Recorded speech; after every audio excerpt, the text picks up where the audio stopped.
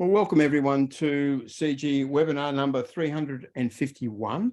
And we're going to talk about graduate employability in ASEAN, the contribution of student mobility. Our lead presenter is Miguel Antonio Lim, and I'll introduce Miguel in a moment. Let me take you through the webinar protocols first. Now, at this point, to introduce the topic of graduate employability in ASEAN region, we've got Miguel Antonio Lim. And Miguel is a most valued colleague, someone who's very active in our webinar program. Many of you will have seen him before. He's at the Manchester Institute of Education at the University of Manchester, and he's co-convener of the Higher Education Research Network at the university and the International Research and Researchers Network of the Society for Research in Higher Education, SRHE. He's a prominent and published scholar doing work on a range of issues in higher education, especially international higher education, but not only that. And we really look forward to his presentation today. Miguel. Thank you so much, Simon. I'll just share the slides and then begin.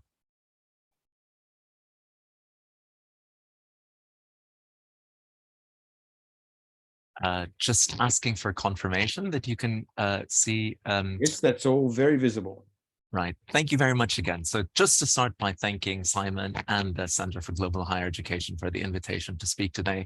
I also understand that this is a series, or the start of a series of talks or webinars on the issue of the future of student mobility. So I'm really glad to start off this particular series with this contribution from the ASEAN region, international student mobility from the ASEAN region. I'm presenting on behalf of a team. So it is a team that is responsible for the work that you'll hear about today.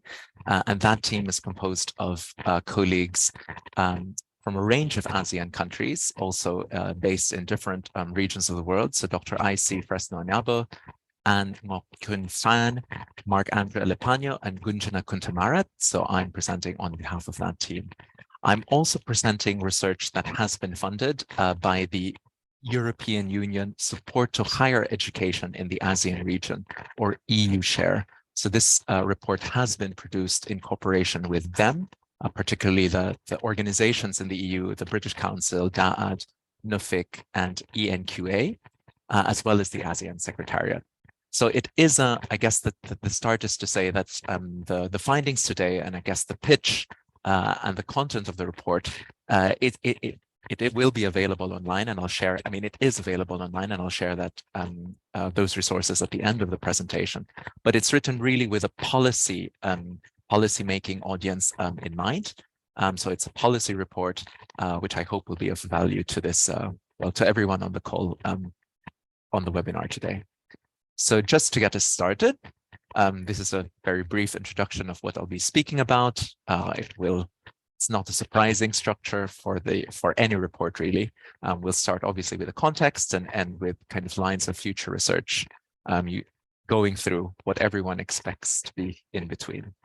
So the background really to this issue, right, like intra-regional mobility, which we think, which our team, as well as our partners in ASEAN, as well as in the EU, feel is a big contribution to the field of student mobility, is intra-regional mobility, particularly in ASEAN.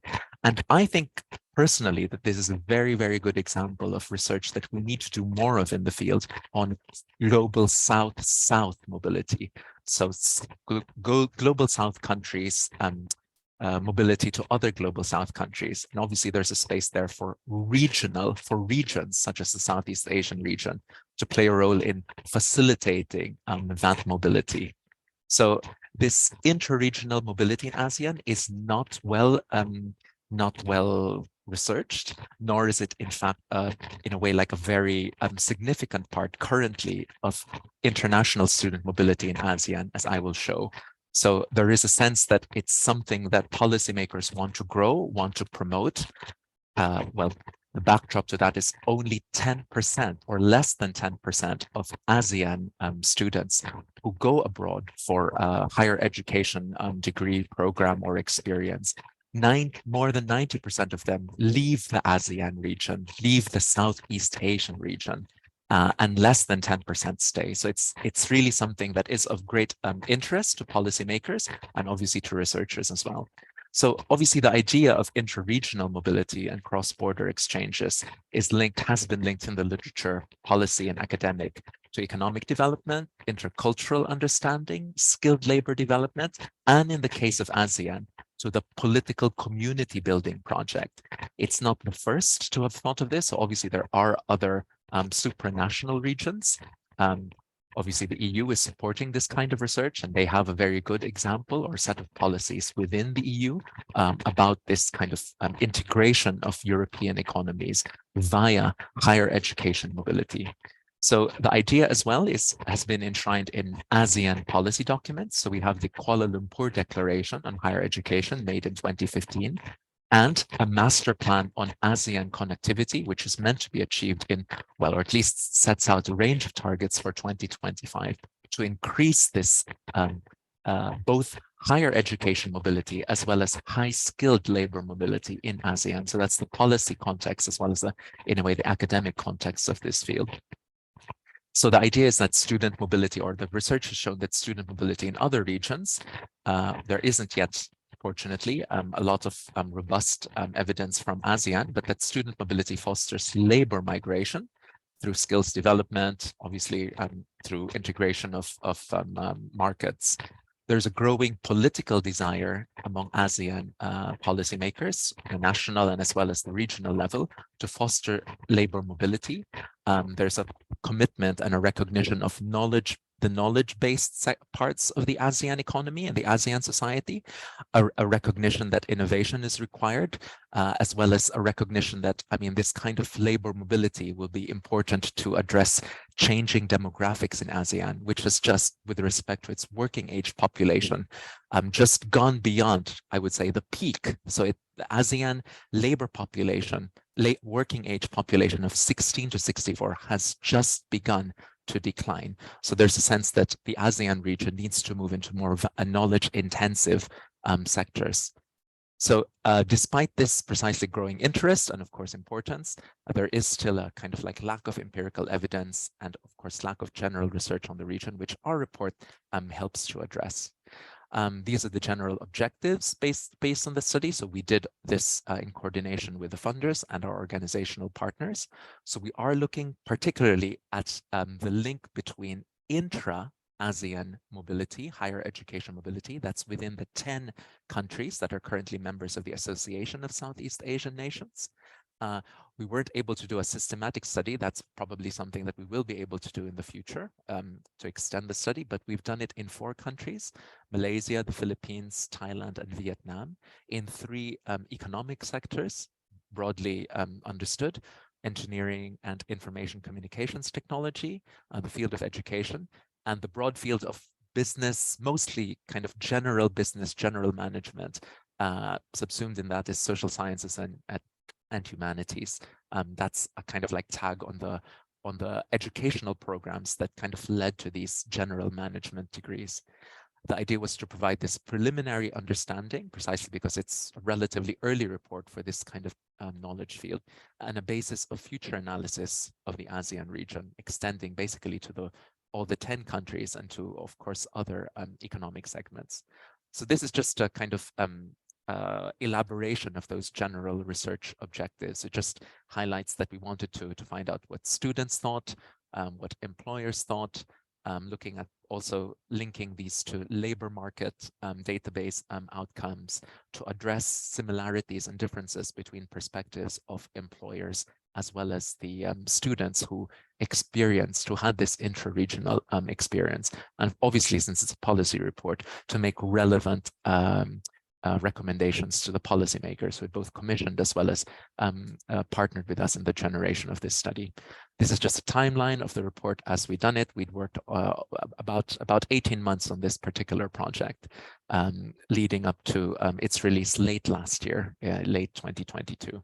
So it's relatively fresh, and we hope, as I said earlier, that it's a contribution to everyone here on the call and who listens to it later on in the recordings. So the databases that we'd used, I'll focus a bit more on the higher education findings today, was of course the UNESCO Institute of Statistics. That's the most up-to-date data set of comparable data on in higher education student mobility. World Bank EdStats. And then for the labor market databases, we'd consulted the UN International Migrant Stock Database, and obviously the ILO's ILMS database.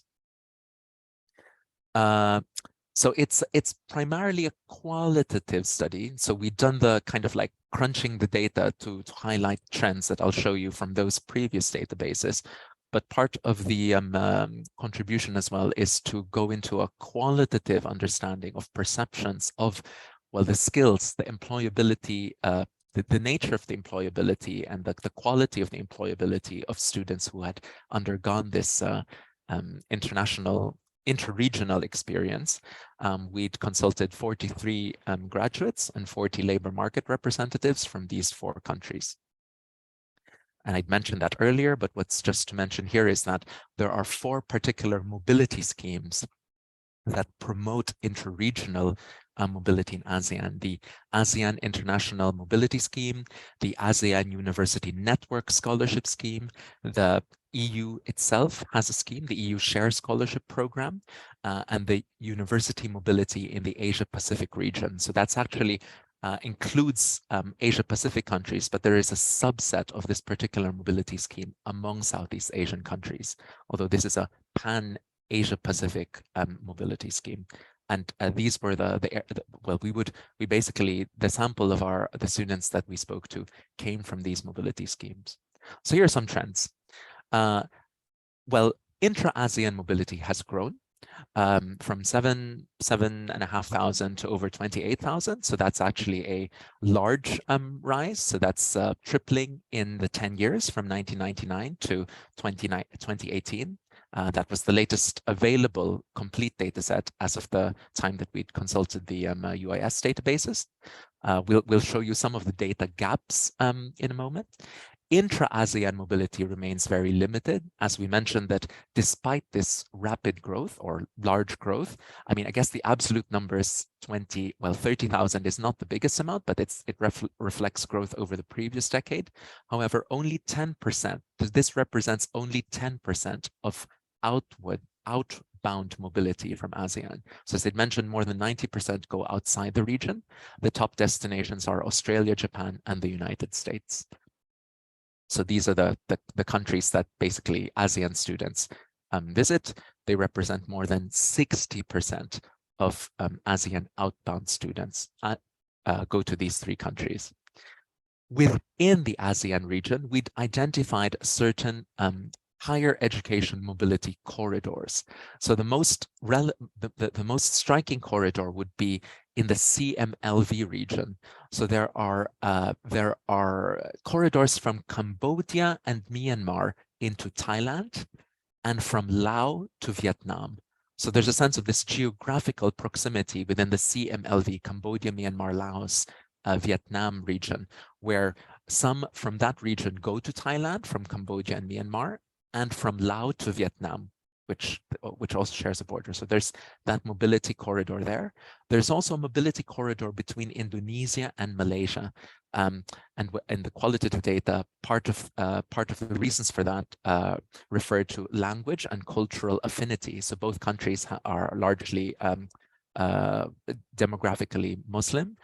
There are similarities between Bahasa Melayu and Bahasa Indonesia, so from a language perspective, and other aspects of the culture, such as, of course, not just religion, but food and other factors. But we have a large number of, or relatively large number of Indonesians moving to Malaysia, and a smaller number of Malaysians going to Indonesia. So one very important caveat in this particular database, and as I mentioned, this is the UIS database, UNESCO's Institute of Statistics, is that unfortunately data from Cambodia, the Philippines, and Singapore was unavailable. So this is definitely one of the things to look at. It's been, we've spoken to UNESCO about this data gaps, and it's certainly one of the recommendations in itself is really to clean up and clarify the data set. But obviously we would probably, I mean, Singapore probably is a space where we would expect a kind of migration for higher education mobility, but unfortunately we can't report on that because we don't have a comparable data set for that. So so the caveat with this particular chart is the data that has been made available. So there's been an increase in intra-ASEAN labor mobility. So as we said, we're trying to link these trends of higher education mobility with labor mobility. And so what we just see here is basically labor mobility, which has also been growing. So migrant stock in the ASEAN region. So as you said, there's 30,000 migrant students within ASEAN, but there are more than 10 million migrant workers in ASEAN. So that's linked to another finding, which is that migrant intra-regional international labor migration in ASEAN is mostly in lower skilled areas.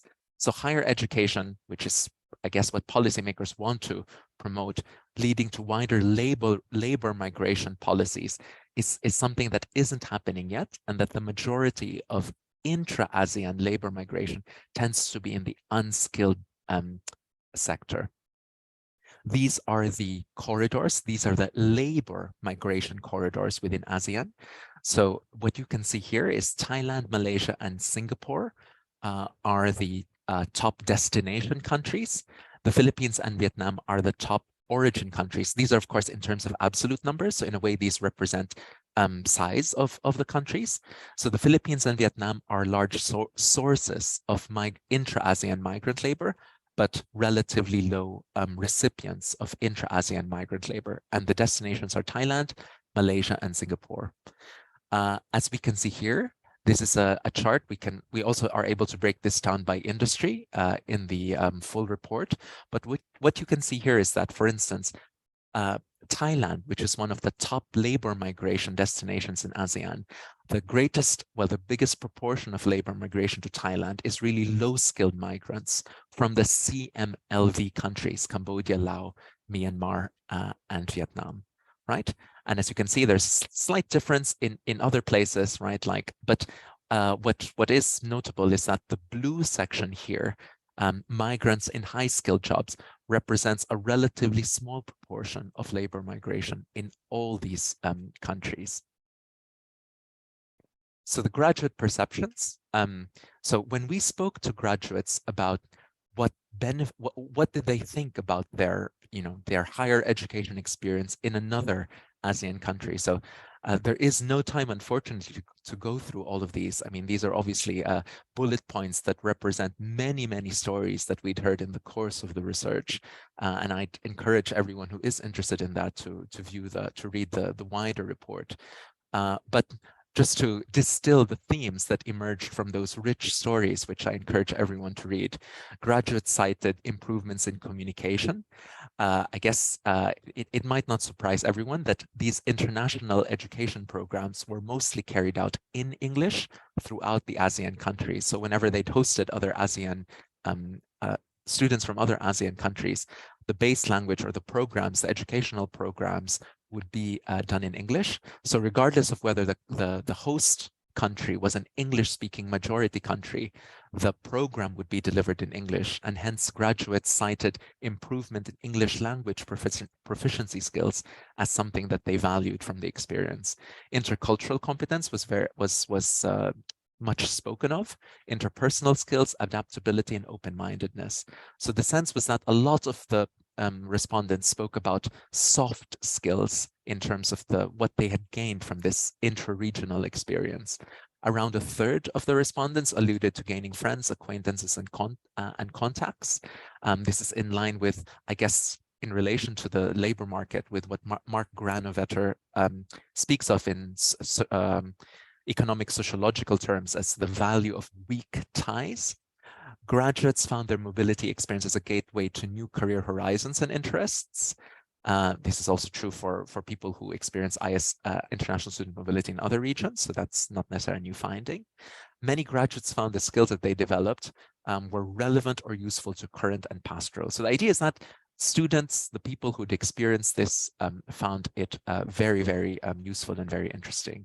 So the employers' perceptions, they generally held a positive view of the mobility among students who'd had this mobility experience, either within or beyond the ASEAN region. So when we did speak to employers, they did say that mobility in general, regardless of whether it was within the region. So keep in mind that we're speaking to ASEAN employers.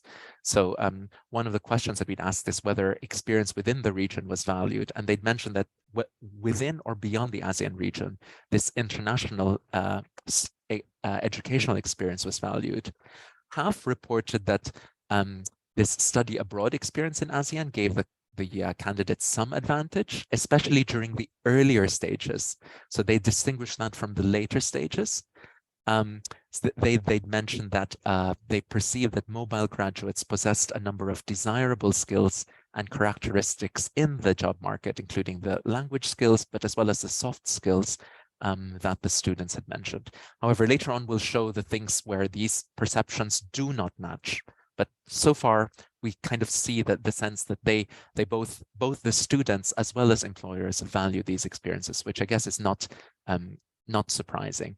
So the previous slides basically spoke or referred to this intersection of this particular Venn diagram, these perceptions, these attributes in the students that both the employers and the employees the employers as well as the students valued or identified. What this chart shows is that the skills demanded and the skills developed, that there is this intersection, mostly in the soft skills. But what we see here is that labor market representatives, basically employers, said that they also wanted these skills which were not identified by the students, which included numeracy, financial literacy, good fit with organizational values. I'll leave you to have a look at some of these things. So there were some technical parts of the job requirements that employers wanted that were not provided currently by these intra-ASEAN educational mobility schemes. So partly that's as a result as well of the length of time. So most of the students who were doing intra-ASEAN regional mobility were doing it for a relatively short period of time, 1 or 2 academic terms, 1 or 2 semesters, rather than a full degree. So technical skills were not cited as one of the strong learning points, or one of the things that they had acquired a lot of, despite the fact that if you read the stories, in some cases, like in agriculture or in food production, there were technical skills that were acquired, but they weren't systematically identified across the group of our respondents. There were also some, I would say, quote unquote, skills that soft skills, not necessarily technical skills, that had been identified by employers, but were not identified by these students. Critical thinking, digital skills, creativity and innovation. So these were, unfortunately, this is something for people who are designing these programs to reflect on. There are also, of course, like some skills developed, like life skills and self-efficacy on the part of students, which weren't flagged by employers necessarily as something they were looking for at the interview stage. Intra-ASEAN mobility appeared to give candidates an edge in the labor market, as the employers mentioned already, that it gave them some advantage at the interview or screening stage. And we are trying to dissociate that, the effect of like the signaling effect of just being chosen for or being accepted onto this intra-regional mobility program, as opposed to the actual content of what they received. So there needs to be a kind of like distinction between the content, a content analysis of what they experienced, what kind of curriculum they were given, what kind of learning outcomes or what kind of assessments they were subjected to in the actual educational program, versus the selection effect of being on this program to an employer. That's something that we're still trying to tease out.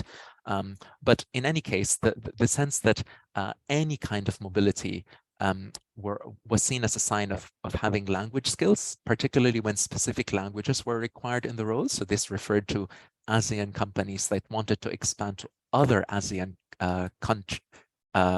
ASEAN companies that wanted to expand their operations to other ASEAN countries. When employers, precisely this second bullet point, when they were interested in doing this Southeast Asian expansion to other country markets, or when the skill set or domain knowledge required for the job was not inherently available in the local context, and where there was a sense that perhaps someone trained in another ASEAN country might provide that particular skill set. Employers tended to evaluate mobility alongside other criteria when deciding to hire or not to hire a candidate, including skills, mindset, and attitudes against the demand of the role, the relevance of previous qualifications and previous academic experience. These will not, I guess, surprise anyone, but in any case, just to relay or to represent the findings, having prior work experience, particularly where it was relevant to that particular industry, having a good fit between the candidate and the organization. This was very interesting, the reputation of the host country and university regarding field specializations. So the sense was that where the country, where the student did their mobility experience, when it had a good reputation in that particular area, such as agricultural technology, as opposed to digital technology or certain kinds of financial literacy, financial technical skills. So obviously in Southeast Asia, there are countries that are better known for some of those, not just from an educational perspective, but from an industrial perspective. Some ASEAN countries are better known for certain development in the industrial part of their economies for certain areas, such as agriculture or such as, say, gaming, electronic gaming, and in other fields, like in particular forms of engineering or financial technology. One finding, though, that we also perhaps not surprising, that we noted was that the lack of awareness among employers about the existence of intra-ASEAN mobility schemes. So again, comparing this to, I guess, the kind of like big, wouldn't say elephant, but like this kind of patterns obviously are better represented in Europe, where the Erasmus program and where freedom of movement legally allow for more labor mobility and higher education mobility. So the sense among ASEAN employers was that they weren't aware that there was any intra-ASEAN mobility at scale happening, which is, again, a chicken and egg problem, that if you don't have this awareness, then you don't generate demand for intra-ASEAN mobile graduates. And if you don't generate that demand, then people, ASEAN students, don't go to other ASEAN countries. One interesting finding that went beyond this particular study was precisely this comparison between the value of employment experience or versus the value of an ASEAN experience compared to the value of an extra ASEAN experience. And so we're beginning to see a sense of equivalences that, when ASEAN, intra-ASEAN experience, when it's educational plus employment experience begins to trump or begins to equal or become more valued than ASEAN students who have a degree from, say, from Australia, the US, or Japan, or some of those other countries outside the ASEAN region that I'd mentioned earlier. So there's the beginning of a conversation about employers preferring people with ASEAN higher education experience, as long as they have an employment experience within the ASEAN region. And there was a sense of that beginning to have an equivalent value to an extra ASEAN mobility experience, even at a quote-unquote prestigious institution.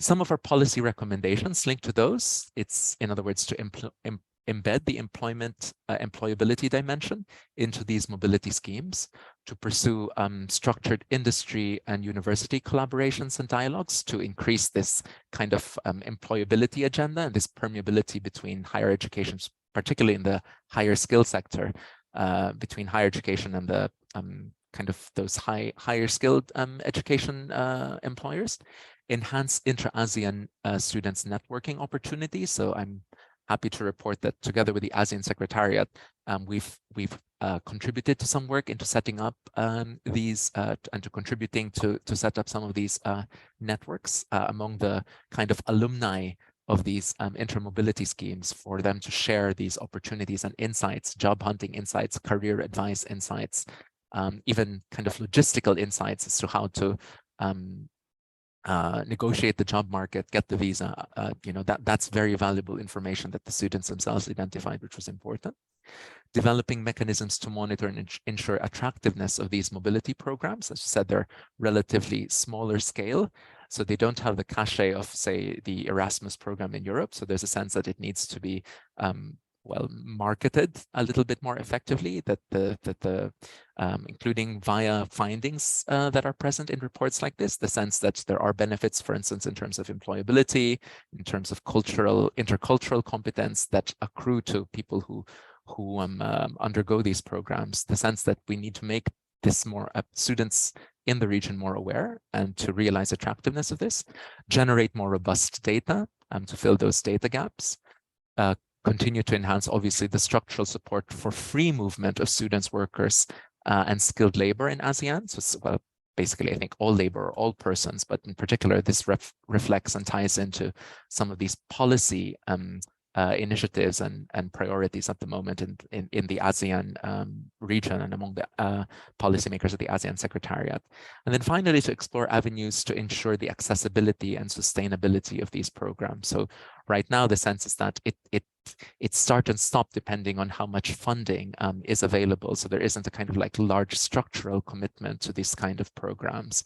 As well as, of course, there are, as we will see, issues about like who has access to these opportunities. So, of course, the lines of future research include expanding the study to include all the ASEAN countries and a wider range of economic industries, to conduct focused research on specific outcomes of specific job-related skills, the mechanism, so basically the how of the production of those soft skills, and the durability of this intra-ASEAN mobility signaling effect. So beyond that first job, did students who moved around the ASEAN region for higher education, do they possess skills that help them throughout their career rather than just helping them get the first job?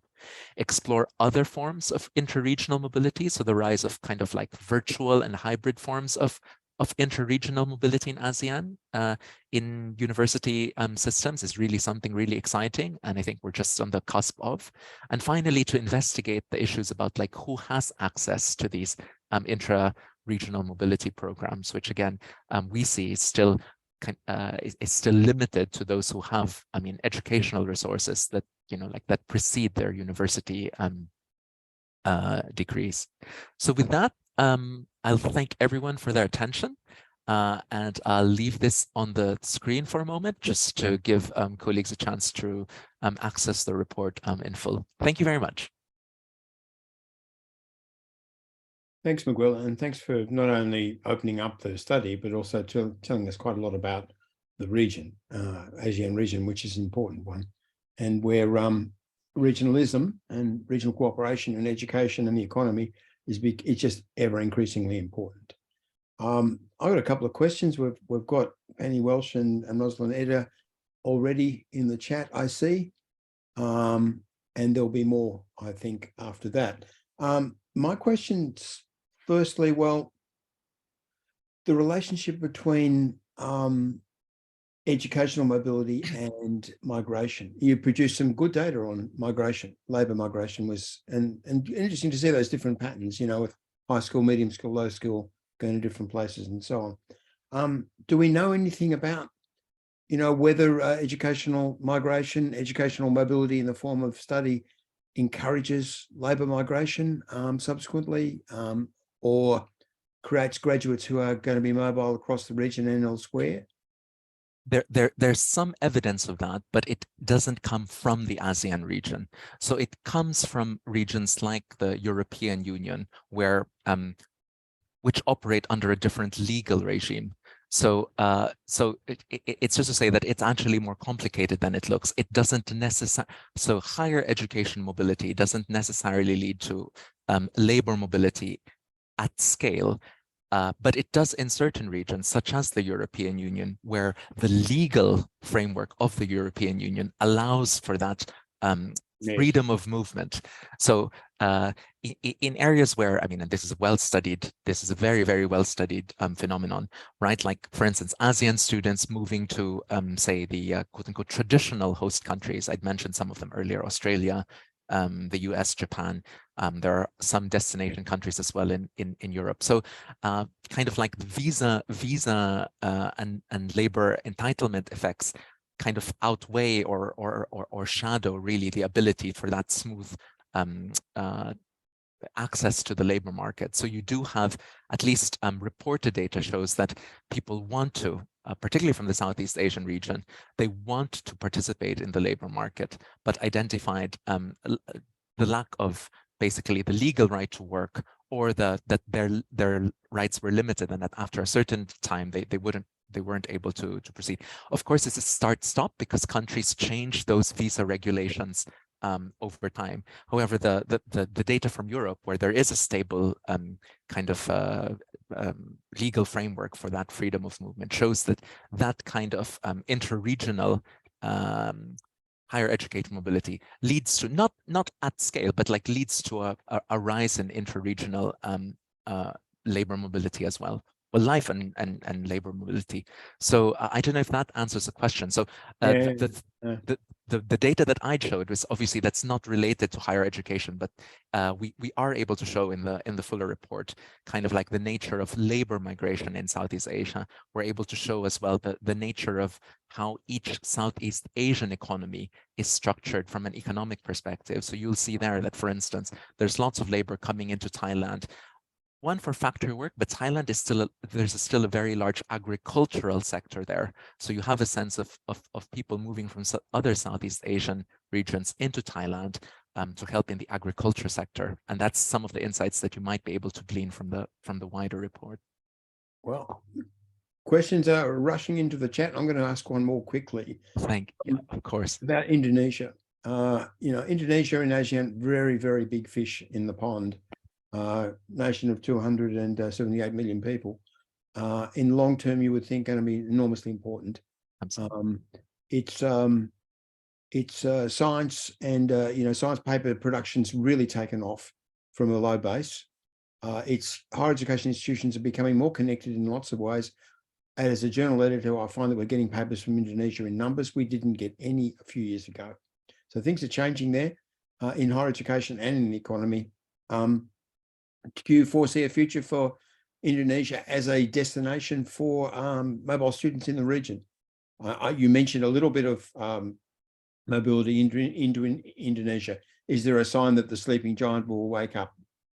I'm very optimistic about Indonesia. I'll speak about the findings in the report first, and then my own personal opinions. So the first thing to say is that, and at least in this specific report that I've presented on, Indonesia was not part of the study. There were some Indonesian students who were hosted in one of these 4 countries that I'd mentioned, but Indonesia as a country was not part of the study per se, and that's precisely one of the next steps that this particular research can go into to complete, right, like this review of all the 10 Southeast Asian nations.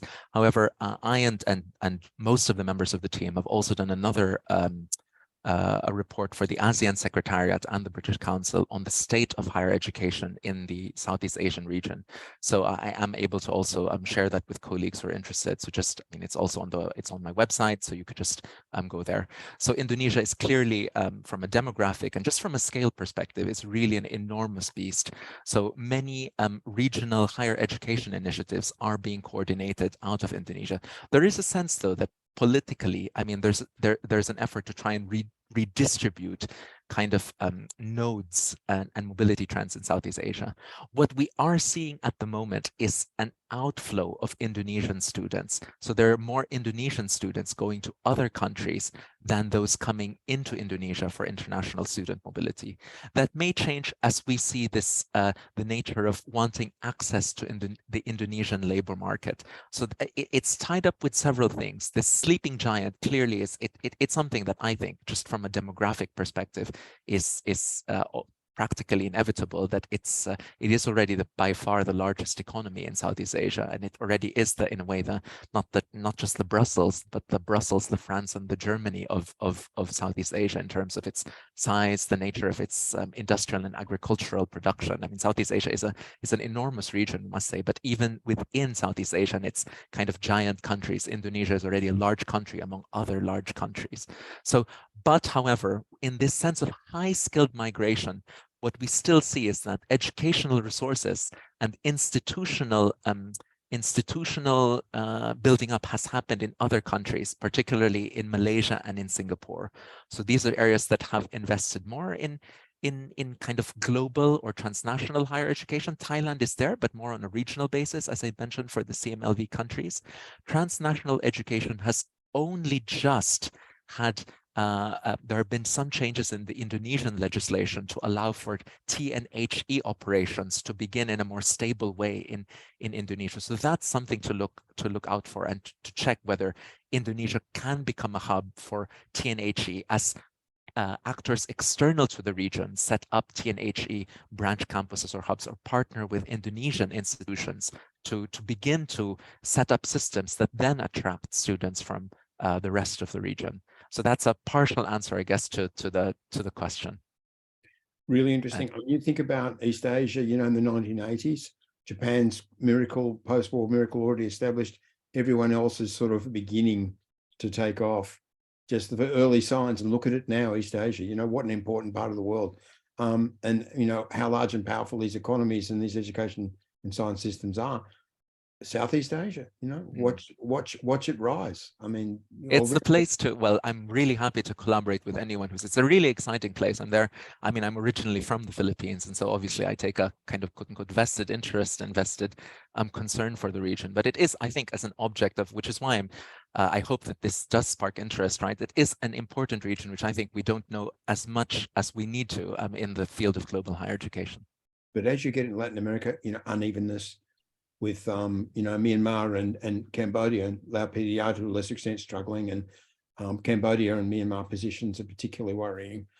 So lots of things to do there too. And now let's bring in some other people. We've got a lot of people coming in, and I'm going to take people in batches to try and get through the questions effectively. So we'll start with Penny Welsh and Rosalind Eder. So hold back, Miguel, when you hear Penny's question. We'll also bring in Rosalind and you can answer them both together. So Penny, please come in now. Oh, thank you for a very clear and very interesting presentation. I enjoyed it an awful lot. I've got two questions if I can.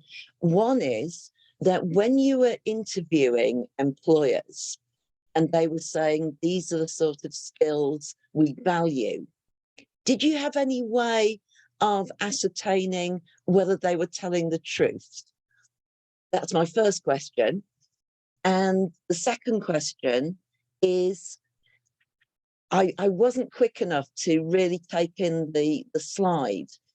So I wondered exactly how you were defining, when you were talking about labour mobility in general, how you were defining low skill, medium skill, high skill.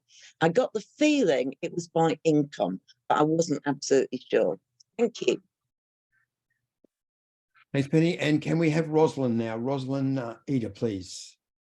Yes, thank you also from my side. It's a very interesting presentation, and I'm also from the Philippines. So I have a vested interest in this topic as well.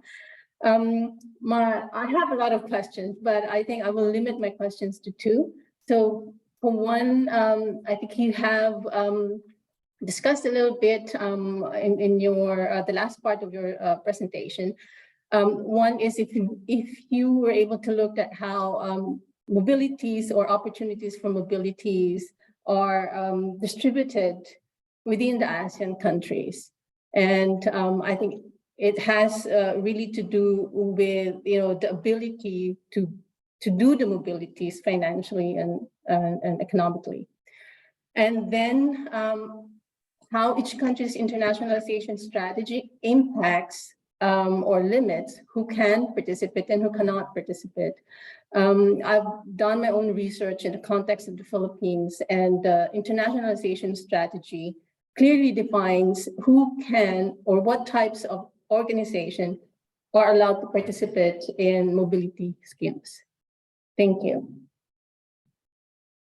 Should I go ahead, Simon? Okay, just quick answers then. Penny, thank you so much for the questions. Good to see you again. Good to see old as well as new friends in the webinar. The first question, I mean, obviously we should have at least a reasonable answer to this, right? Like, I mean, I tell my students as well, right? Like reliability, validity. I mean, this is a from an undergraduate thesis, right? Like, I mean, how do you validate the results? Well, obviously, I mean, one is that we need to assume that people are quote unquote telling the truth. I mean, there is a kind of like content discourse analysis that says, okay, like in interviews, people are putting up a performance, and these are the like strategies to kind of code or to generate reliability and validity. One of them is to compare kind of the responses that you get with findings in other places. I mean, that doesn't completely ensure reliability. In fact, there are some that argue that, well, that's just a sign that, right, like the performance is entrenched, and that, these performances are present in Europe, in other regions, and so on and so forth. But what we do know is that, so for instance, we looked at European projects, we looked at, for instance, one particular recent Finnish project about this particular issue as well, Nordic intra-regional mobility in the Nordics, and employers in the Nordic region. That was carried out of Finland. So we did that sense of like, there's at least a resonance of, okay, like employers around the world probably aren't, we have a sense that they work in, like in a quote unquote capitalist framework, right? Like in a profit-making, generating framework, they need good employees to run their companies. And so like the things that they would, at least our hypothesis is that the things that employers would want in companies that want to make money in Southeast Asia would be the same as companies that want to make money in other places. And so there was that kind of like validity kind of testing. And so we did have a sense that, okay, like they're not, as you might have noticed, that there aren't really any surprising results, because yeah, I mean, we think that they're telling the truth and that they're not necessarily surprising results. Regarding the low-skilled whose definition, so there are, of course, right, like I mean, as I said, the ILO database has their own definitions about this, and so we'd kind of like piggybacked on some of those definitions.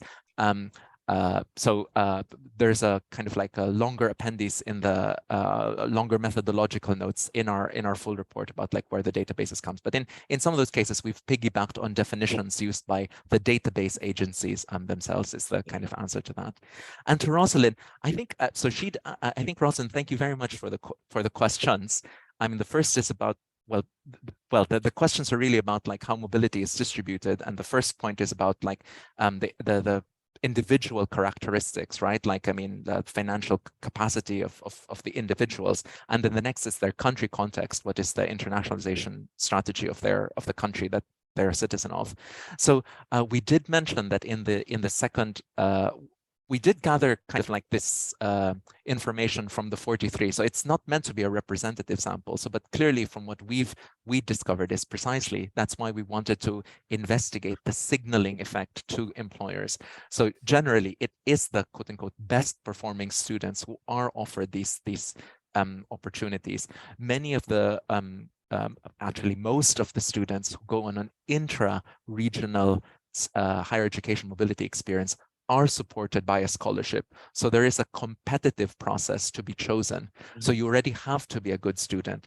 And that is linked to many, many other forms of socioeconomic privilege. Doing well at university is often linked to whether they had socioeconomic resources and educational resources at home. So there is definitely that effect. So there are already people with relative socioeconomic and educational advantage who then participate in this intra-regional mobility, and who then are able to participate in intra-regional or pan-regional employment opportunities. And that's why one of the next steps in research that we'd put forward has to do with kind of the social justice question of this trend. Will international or intra-regional mobility contribute to well, growing inequality or widening gap between technologically or skilled workers and unskilled workers in ASEAN? The latter point about the country context and its internationalization strategy, I must admit that was not one of the things that we looked at systematically. We did point out that, okay, this was the nationalization strategy of this country, of that, but its effect on the scale or on the nature of the mobility was not something that we looked at, and it's definitely something that we probably need to add in that areas for future research. One of the specific things we should quote unquote code and consider with respect to understanding these flows and trends. So thank you for that recommendation. And thank you for that most comprehensive and effective set of answers too, Miguel, to 3 questions in effect rather than 2. Now let's bring in 2 more questioners. We've got Fillmore Marilo, and I'm also going to ask Qa Dung to ask her question as well. So first, Fillmore. Oh, yes, thank you. Good evening, everyone, Miguel and Simon. So earlier I highlighted the dramatic increase of mobility participants, that's 270%. And I was thinking, have you considered funding schemes? Because the implication of the 270 increase might be, number one, Asians have become more financially capable if those trips are personally funded, or either the schools have been spending more compared to what they've been spending before, or either there are increasing number of funding agencies, okay, providing the financial requirements to these participants. Thanks, Fillmore. Now let's bring in Qa Dung. Yeah, thank you, Simon, and congratulations, Miguel. My question is, do you have data on which programs the students study while being at the host institution? Do they study local programs in English, or they study T&E program which are imported from other countries? That's the first question. The second question that I'm very interested in the corridor that you mentioned. There was a pattern of kind of sub-regional mobility among certain countries. Would the employer preference of reputation in particular field in a specific country change the pattern of student mobility in the future? So will the corridor change in the future if the employers like something else? So if so, a foreseeable consequence would be imbalanced mobility among ASEAN countries, which is already there. So how can policymakers prevent that situation? Oh, that's such a good question. Oh, but as usual, Quynh, you always ask them. Yeah, thank you both for those questions. As I said, great to meet friends old and new. Fillmore, thank you very much for the question. So the quick answer is that there definitely is an effect of funding agencies. So I'd highlighted 4 particular schemes. As I mentioned, this is our sense, is that when you'd mentioned growing economic capacity among ASEAN families, and because it is the family that is making this investment or is funding these these international student mobility experiences. And so you are right that the increase as well, so that increase is mirrored as well by an increase in extra regional student mobility. So more ASEAN students have continued to study abroad outside the ASEAN region. And that is the clearest sign of expanded financial capacity among ASEAN families or ASEAN citizens. The other point is about intra-regional mobility. And that we can see is related to funding schemes, because when there is financial capacity, students do try to go outside the region, because at the moment there's still a sense that higher education qualifications from outside the region are more valued from those within. There are these exceptions, as Quynh mentioned, regarding certain corridors, that countries in the CMLV region going to what are recognized as more better or more prestigious institutions, say in Thailand. So that's what those perhaps some families feel that they can afford, or there are crossovers from, say, Cambodia and Laos to Viet Nam to get the higher education degree there. And well, this is even happening in a local context, right? Like, quote unquote, international universities within countries like Myanmar. As long as they badge their institution as international, they will, some of them report increased take-up of their courses. So the demand for international or internationalized education is clearly there. But with regard to inter-regional mobility, we have the participation, for instance, of the EU. So the numbers that I showed you there are not very, very large. The EU SHARE program, it's a multi-million euro program, supported more than 500 students. And that might not seem like a very large number, but currently in the intra-regional ASEAN scale, that's significant enough. So the AUN, the ASEAN University Network, that's obviously funded by institution funds. And then the AIMS, the ASEAN International Mobility Scheme, that's national government funds. So all of those increased as well in those periods. So that's just a quick answer to say that external partners and institutions within ASEAN funded scholarships that affected that particular rise. To go to Kaan's question, really interesting set of questions. I don't think I'll be able to answer them all. Which programs do they study on when they do go abroad? So as I mentioned, we look primarily at these 4 schemes: AIMS, AUN, EU Share scholarship schemes, intra-regional ASEAN scholarship schemes, and UMAP. And among those 4, they have different modalities. However, most of the students did attend an international program. So the period was mostly 1 to 2 semesters. The AUN schemes are sometimes shorter than that. So in these cases, people were mostly in programs that were specifically for international students, which somehow connects to the fact that many students did not report a take-up of a lot of technical skills. That's not true across all the respondents. So some did in terms of food. There are some anecdotes, stories about food production or agricultural production, but by and large, many were in international programs, some of which were not actually in the context of a disciplinary program, but more for a program for all international students spending this term at this host university. So that's an answer perhaps to partly an answer to the first question. The second question is really interesting, and we do not have that data regarding whether employers had this preference for which corridor, which countries. We did mention in one of the findings is that there's a recognition that some countries have a reputation, some countries and their universities have a reputation in some areas more than others. So I've just looked at the time. So it's just to say that I think it's really interesting to know this preferences for like would employers prefer students who went to mobility experiences in Singapore or Vietnam? My hypothesis would be yes. That's not something that we report on or we systematically analyze in our data. My hypothesis would be yes, and that's definitely something that we need to advise policymakers about, that if they design future scholarship programs, we need to think about equity and try and tilt away, or at least to quote unquote control for that tendency among employers as well as students to favor some countries, mobility to some countries more than others.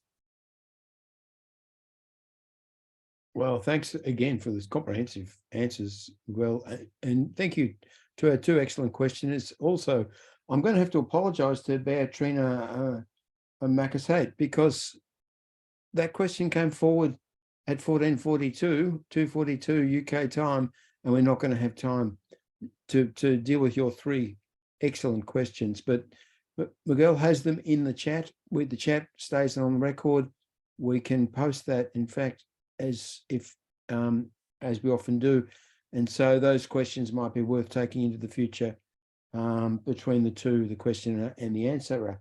Miguel, it was really outstanding paper, really valuable. I think the data and the presentation really opened up things for people, and we'd be really interested to follow you further down the research trails you outlined at the end, the future ideas for research, and very interested to hear about your assessments of emerging higher education in the ASEAN region too, in relation to those data, that project. Really need to bring the region forward, I think, to the global community to tell people a lot more about it. Our next webinar, folks, is going to be next Tuesday, and it'll be given by Catherine Montgomery from Durham, and her topic is International Doctoral Knowledge and the Future of Cross-Border Academic Mobility. She's researched a very large number of doctoral theses, and that's her base data set for this presentation, which will be new and new material and very interesting. As Miguel said, today's been the first of a series of webinars on the future of cross-border academic mobility. We'll be running those webinars right up until the week of the CG conference, which is on the 22nd and 23rd of May, which includes an online conference on the 23rd. And we'll resume that series now after the conference and run it well into June, because we've had so many papers coming forward as possible presentations. So we've still got a couple of slots, in fact, in June to fill. But at the moment, we've currently got 11 papers on the future of cross-border academic mobility coming up. So do join our webinars, and do keep an eye on what's coming through YouTube if you don't have a chance to join that particular webinar, because it'll be up there on YouTube for all time. A lot of really good material, a lot of very good presenters, and I doubt we'll get a better one than we had today by Miguel. Thank you very, very much. Thank you, Simon. Thank you for the opportunity. And thank you to everyone who participated with the very, very good questions that came forward. And so until next Tuesday, bye for now.